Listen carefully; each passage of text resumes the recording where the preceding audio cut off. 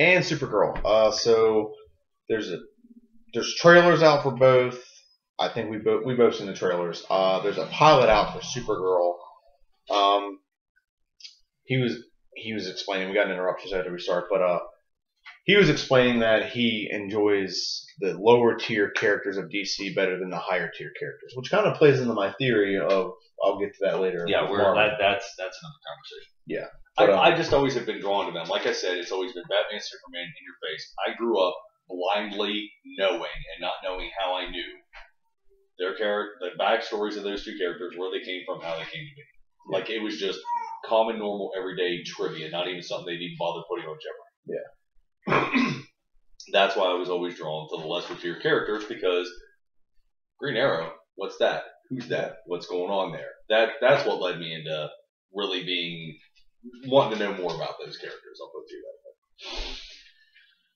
Yeah, so we were also talking about tiers of character. It depends on which one you're looking at. If you're looking at the original semblance of the Justice League, then Martian Manhunter is a first-tier character because he's one of the main reasons they assembled it. He was the one in charge, right? He was in charge of the Justice League initially. Martian Manhunter? Yeah. No, it's always been Soups and Bats.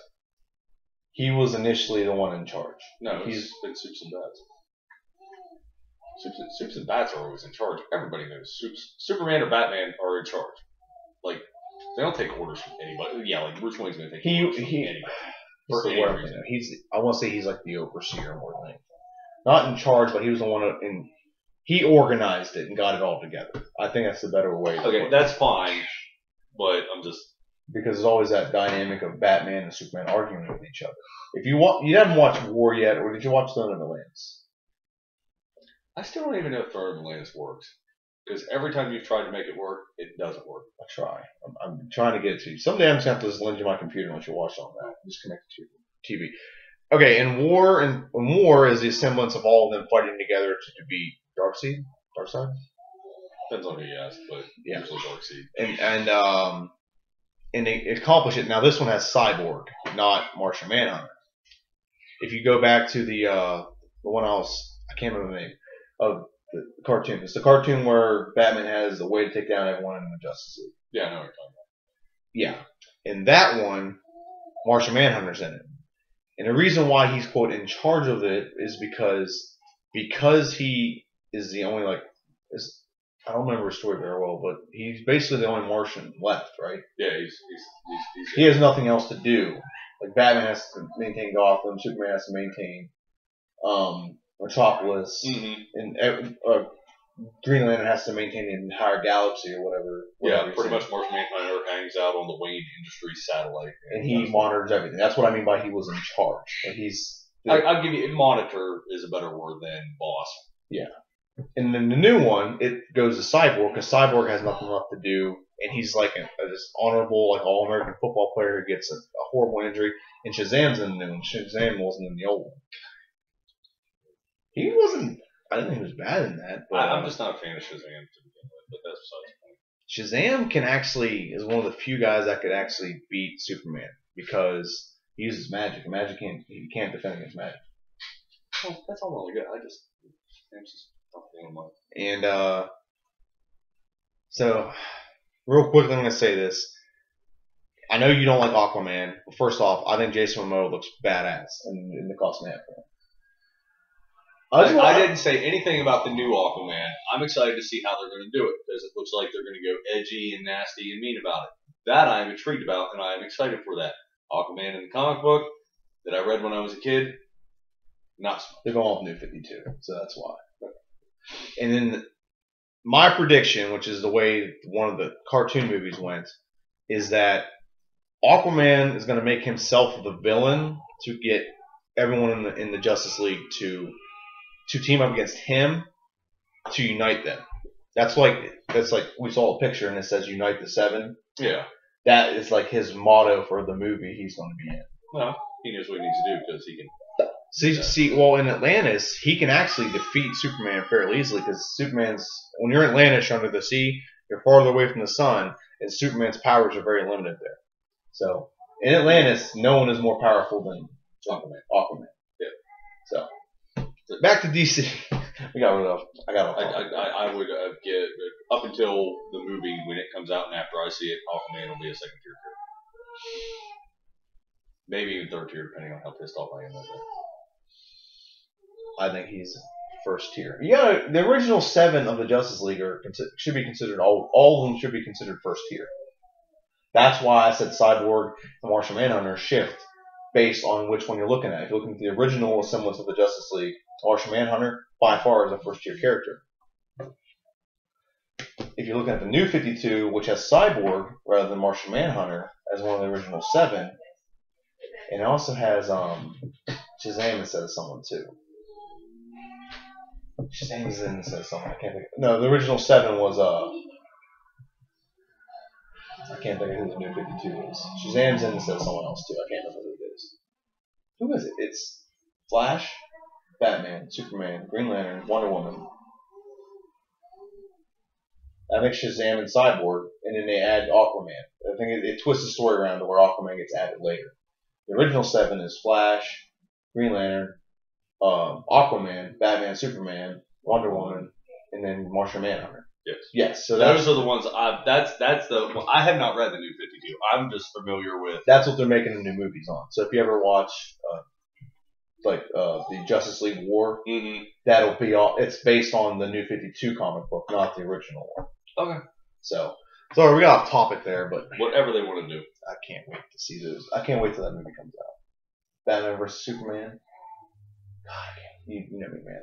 I you're geeked for it. I want to see it, but I'm not. I just want him to beat the living hell out of Superman, so that everyone can shut their mouths about it. I hate when people troll me about Superman or Batman. 20-1 says it ends in a draw. Maybe it does. Maybe it does. We'll see how much I win in fantasy football this season. Then I'll decide how much I want to wager. How much you want in fantasy? Oh, that's a good one. Good one, Chad. Good one. Okay. Back to DC Legends. You haven't seen the trailer. Basically, a guy comes back to the future, and I can't think of his name right now. Unless you can think of it. He was referenced by Eobard. Someone's he was talking to Cisco. The time something. That chair thing he built. Yeah, well, he's part of a group. I don't know. The time something. I can't remember the name. He polices time. Basically, yeah. And he comes back in time, and I'm guessing he had a conversation with Flash and Arrow, or Flash and Oliver. I'm pretty sure that the events that left us in Flash this season is just the setup for that. That dude's going to show up. My question on that is, Arrow comes back with the Arrow costume. Maybe he comes back for a pep talk. Maybe he's actually comes back mid-season. And that's where it picks up with the DC Legends. It's only 13 episodes. Well, they could do that. So it only picks up. So maybe it picks up mid-season or something. Man, they have no faith in it if they're only shooting 13 episodes per season. First season. It might just be a short story. Initially, and I don't know if. So yeah, I don't know.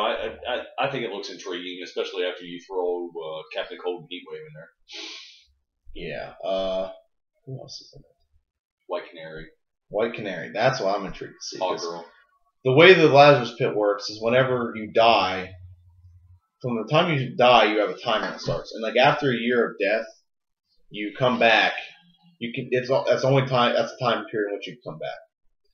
But the longer you're dead, it has an adverse effect on your psyche, which that's why I don't think Thea's gonna be much of an issue because she wasn't dead very long before she was thrown in the pit. Sarah's been dead for almost 6 months. So if she gets thrown in the pit, that's going to have an effect on her mind. Yeah, 6 months to us, but it could be 6 weeks to the show. You know what I mean? True, but we'll see. I guess we'll see in that. But I was told it was supposed to be 6 months. That's what the article read said. That's fine. So then we got Hawkgirl. I don't know. I wish they'd do a little bit of a backstory on that. Adam. I think maybe we'll get the backstory in the build-up because I don't see them just hitting the ground running. They're not even going to start until the halfway point in the season. They have 2 shows. Well, they have 2 shows to introduce the exterior characters in before they hit the mid-season part and start this new series. If that's indeed what they do. And even if they stall it and maybe that is taking place through the quarter to the last quarter, while these two shows are in hiatus. You know what I mean? Then that still gives them 5 episodes of 2 series to introduce some characters, and we all you know who's going to be introduced where. I mean, we have 1 on Arrow's side technically, and 2 on Flash's side. Who's the 2 on Flash? Cold, Heat Wave, and Adam. Well, no, we already know those characters. We're already there. The only characters were the Time Guy and Hawk Girl on this side of the line, and then over here, White Canary on Arrow's side of the line. That's it. That's the only introduction. The villain's name is Vandal Savage, which apparently he's immortal. Huh? You can't kill him. Apparently you can't kill him. Yeah. He's the Highlander. I'm looking up the name of that guy. That is bugging my brain. Who? The guy, the Time Guy. In DC. You really just did type the Time Guy in DC. Yeah, I did. I swear to God, if it brings up an article about some random vagrant on the streets of DC, I'm going to crack up. DC Legends. Legends of Tomorrow. Yeah, that'd be it. Yeah, I'm looking at IMDb. Just so I get the guy's name. Sorry, that is bugging the hell out of me right now. Rip Hunter. That's his name. Rip Hunter. You got Hawk Girl, Arrow. Who's Jay Jackson? Just find out. Yes, we will. Grant Gustin. That's Barry Allen. Katie Lotz. Sarah Lance. Oh, yeah. Never mind. That makes sense. Okay. I will say the guy that plays Captain Cold, I really like him as an actor. I think he's a really good actor. Him and his brother. Yeah. Dominic, whatever his name is. Yeah, well, him and his brother are together again. Or at least they were brothers in Prison Break, and that's how I always remember those two. It's because usually if you see one, the other one is not far from him. It's very interesting. I love it. Those two always turn up together. Well, in IMDb, it has them all listed for 1 episode, so there might already be a pilot out there. So what are you doing? What are you doing? Why am I sitting here talking about it when I could be watching it right now? Have you watched the other one I gave you? It's Supergirl. And you told me I wouldn't like it because it's girly. So that automatically bumped it down on my list. The same reason why you're complaining about Arrow and Flash. Well, not so much Arrow, but Flash this season. Arrow a little bit this season you did. More the last couple seasons. The same reason why you complained about those is the same reason I think you're going to complain about Supergirl. I'll watch it. It is badass. I mean, I do like it. You just, as soon as you told me that it's kind of chicky, it got bumped down a notch. Now I'm not as interested in it. Harry Potter actually got bumped up above it. So you really got to watch this. I don't really have to do anything. I'm choosing to do this. The only thing I have to do is make sure he gets fed on a daily basis. Other than that, the only thing I have to do is pay taxes and die. I don't even have to pay taxes, and death is optional depending on how you see it. I'm actually looking for a pilot now. Why don't we do this? Sorry. Now it's stuck in my head since you called me out. You're pretty good. You found me Ekanaba into Moonlight, so we'll. You watch it? Not yet. I'm going. I watched it. It's pretty funny. Is it funny? Not bad. It's pretty funny. All right. See that random thing that I came up with from talking to a redneck friend of mine. It's really Canadian though. My God. Jeff Daniels. It's really Canadian. So no. Anyway, Legends of the DC Universe. I'm excited for it. Ecstatic for it. Ecstatic. Well, I really like it when you take everyone, throw them into a pit, and see what happens. I find it entertaining. I mean, especially when you get a couple of scenes that apparently they've already filmed and done some CGI on, where they're all fighting together, like in that Avengers circle fighting formation. I like that. I would just like to know how. I'm curious to see how they convince the villains to show up with the heroes. Captain Cold and Heatwave? Yeah. All at once. If you haven't watched the trailer, really watch it. Yeah, go out there and find it. The trailer itself looks awesome. I mean, I really feel like the trailer itself looks pretty awesome. Yeah, it does. It does itself a lot of justice. It's in the Supergirl, the trailer on that, it's basically just all from the pilot. That was two. That thing was 2 5 minutes minutes. and 30. Was it 5 minutes long? Yeah, I was about to say it felt like I watched almost like I was waiting for a commercial break because I had to piss. Yeah. Good segue. We'll go right to Supergirl. I don't know. First off, the girl that got playing her is very, very pretty. She's very gorgeous. She nerds up really nice. You're gonna like her. You're gonna like that part of her. The one thing I will say about what I did see from the trailer, they didn't oversex the costume, and I think that's important. And that was very important for that character because they initially started out where she put on like a costume that was very very skimpy. Yeah. And she's like, "Yeah, I'm not wearing this. I can't wear this and fight crime." I like that they're doing that. That makes me happy. I like the trial and error thing about the cape too. That did look why would you wear a cape? Capes are stupid. Oh, cape makes you more aerodynamic. That's why you wear a cape. Yeah. Apparently, there's like a whole like criminal syndicate she's about to fight because she destroys one in the pilot, and apparently he's just one of many. Like Oh, so she's just fighting Al Capone and some shit. I'll ruin the pilot for you. I'll just tell you what basically it's about. It doesn't matter. I think this will be Jess's favorite show by the time it's said and done. She's not a girl, though. I mean, she's not like a girly girl. I know. But I think it's going to be something she can follow. Okay. Basically, whenever Krypton was destroyed, they had a prison that orbited the planet. Yes. And that prison got, like, launched into space. Kind of like the way it opens is she was sent to Earth to protect Superman. Or was it Kal-El or Kal-El? And she gets launched into space too. So her and this thing go tumbling into space in opposite directions. Now eventually the navigation thing on this sends her to Earth. But by the time she doesn't age. So she doesn't age. She's in space and she's in a hyperdol like a little chamber thing. By the time she gets to Earth, he's all grown up. And he's actually older than her. He's Superman now. Yeah. And she's like 12, and so she gets adopted. Everyone knows who she is. Like the people who adopt her know who she is. There's no secrets. Like it wasn't like that thing with Clark Kent, where it was like a teenager and you realize, oh my god, I have superpowers. I'm indestructible and all this stuff. You know what I mean? So the people that adopted her knew she was from Krypton. Yes, and they knew she had superpowers. They knew probably because Kal-El probably intervened. Yeah. Okay. Yeah. All right, that makes sense. So they know this. So fast forward, she grows up and she basically his whole life has suppressed her powers.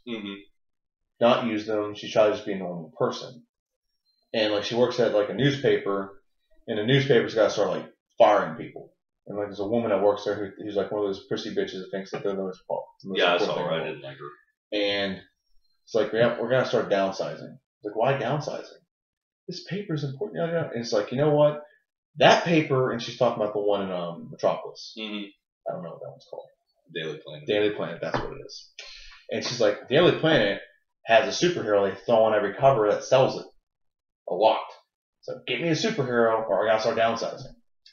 That's when she just and then her best friend is on her way in an airplane on her way somewhere, and she decides that she's gonna save the plane from crashing, like her roommate. Sorry, her roommate is on her plane and about to crash, and that's when she decides, you know what, screw this. And she flies. She hasn't flown in like 12 years. So she has like a little bit of a rocky head start there, and then she fixes. She saves the plane, and that's when she decides with her male friend, who like really likes her, but she's just not that into him. He's in the friend zone. He's friend zoned.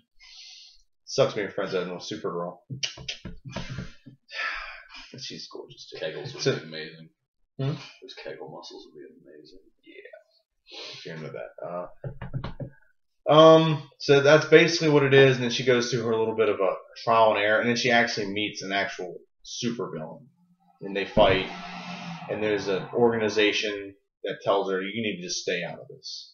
We got this. And they're not good enough to beat this guy, so then she does. And so there's kind of a rip between this organization and her. And that's where the pilot pretty much ends. She kicks the crap out of this guy. She does a good job. Nice. But like, there's a lot of like her emotionally dealing with things while it happens. That's what I don't think you're going to like. I don't like emotional garbage. It's not too much. It wasn't enough where I couldn't watch it. But it was enough to where I can see you're gonna on the Dawson's Creek scale, which Iris, the second half of this season, Laurel, season 2 of Arrow, and Thea, season 1 of Arrow. I think it's a little below Thea right now. That low because it's right at Thea. This is Iris this season, the last half. I'm not getting back into it. You'll see. It pisses me You'll see. I think it's around like Thea. That's just me though. I have more tolerance, I guess. No way to put it. I didn't think Iris is that bad this season, considering a lot of things. If anything, Barry has every right to be screwed up because one time Barry's allowed to be screwed up. I can Barry all the. I'm not going to pick on Barry. So do you give Supergirl the right then too? She can be a little screwed up. Okay, so then you might. But she already knows who she is. Yeah, you might be more understanding then. Okay, so all right. So anyway, I'm intrigued because now we have a show Monday, Tuesday, Wednesday, Thursday. That's what we're gonna have. Oh no, Monday's double book. Yeah, with Gotham. Yep. And what else? When's Supergirl gonna do? Thursday. My Thursdays are double booked. Your Thursdays. No, I don't have anything on Thursdays. Monday would be Gotham. Tuesday. I do have Thursdays. Yeah. Thursdays is going to be double booked for me because Heroes Reborn is going to be on this fall on Thursdays. Yeah. Right. And depends on the time too. I loved it all. I'll watch it again. It's actually going to be on at 8 o'clock. It's going to come before the Blacklist on Thursday night. I didn't know this, but one of the girls in Heroes, Hayden Panettiere. Yeah, I did not know she was the girl from Remember the Titans. Did not know that. I did not know that. She's the coach's daughter. Yes. I did not know that. I didn't know that till today. I did not learn that till today. I'm like, wow, she maturity. That's puberty doing right there. I loved her in that show. I thought her character was very intriguing. Zachary Quinto's in that. He's a villain, isn't he? Yes, yeah. For the most part. Until we figure out who the real villains are, you'd have to watch the entire series. Don't ruin it for me. I might just borrow it from you. You have all 3.5 seasons. Okay. And I say half because they had a fucking writer's strike. You saw Firefly, correct? Yes. Okay. And the movie Serenity. Oh, Serenity. Yeah, I've seen the movie too. And I watched Starscape as well. Okay? I want to make a petition to get Firefly put back on here. Yeah, join the club. I think it's already been done. I really want. Firefly was so good. I mean, the order in which I watched it, maybe it was just screwed up like the way they put it online, but it was kind of like out of order. God, it was a really good show. I don't know why they canceled it. It was a fun show. Yeah, it's a good following too. There's a lot of people that like it. I mean, it's like the 5th highest rated show watched. Like of all the users on Netflix, like 90% of them will watch Firefly on Netflix. Yeah, it's a given. I don't understand why you just wouldn't put it back on TV then. Because Fox is stupid. Fox is stupid. How you cancel Family Guy 3 times? And Futurama. They had Futurama too, didn't they? Yeah, they get rid of Futurama. They gave it to Comedy Central. They gave it to Comedy Central. I just think they're whoever produces those things, they just get bored with it. I think it's just the best way to put it. Well, that could be. I mean, they even. God, we're way far off topic. But anyway, while we're here, Space Above and Beyond. I absolutely loved that show. I never saw that show. Loved that show. Absolutely. The way Battlestar Galactica was, and you watched all that. Yeah. Space Above and Beyond came long before that on Fox, and it was pretty much the same premise. Only we were on Earth and not on a ship. That is the major difference. Basically, if you're not The Simpsons, you're not going to get extended. You're not going to have the benefit of the doubt to have a better season you just had with Fox. I think that's the best way to put it. Well, they just keep dumping money into it. They'll dump money into that, but they Simpsons? won't. So, yeah. Well, I mean, now they're going to start dumping their money into their Gotham. They have to go some route because they just lost half their characters on Homer of The Simpsons. No, Hank Azaria is staying. Harry Shearer, the voice of Mr. Burns and Ned Flanders, is out. He's done. Unless they can get the voice replaced, their characters are gone. I thought they were losing half their characters because 2 guys were quitting. No, I know Harry Shearer is quitting. Smithers. I could do one of the voices. Excellent. See, it's just not the same without Mr. Burns. You gotta have that antagonistic character there. Excellent. Was it gonna do Smithers? Is Smithers gonna inherit it or something? I have no idea. They kill off Mr. Burns. They already tried that once. It didn't work. So didn't Maggie do it? Yeah, but they tried that and people were outraged. They killed off the worst character. Same with Brian. Same with Brian on Family Guy. I didn't lose sleep over that. I was just like, I didn't see it. So I was like, all right, well, I guess this is just how the series is going to change. I didn't hate Vinny. I didn't love him, but I didn't hate him either. It's Family Guy. It's Seth MacFarlane. It's pretty much his show to run and do whatever he wants with, and they're just going to dump a little bit of money. That's pretty much his straight up voice. Brian's voice? Yeah. Yeah. Seth. And it's basically the way Seth thinks is the way Brian thinks. Yeah. Well, he's not that much of a douchebag about his democratic thoughts, but I don't know. He's really not that bad. He seems to project it a lot in everything he has. Like everything he does, everything he's associated, like American Dad, he really projects his liberalism in everything. I could not get into his cynicism. Okay, we are 10 minutes off topic on this. Yeah. Okay, we're gonna jump to. Oh, I gotta look at this. Mad Max. Talk about that for 5 minutes. Are you just gonna do that, or? Yeah, I'm making sure. Mad Max. Jumping Mad Max. By the way, go out there and watch trailers for Supergirl and DC Legends. If you find the pilot, watch that too. It's pretty awesome.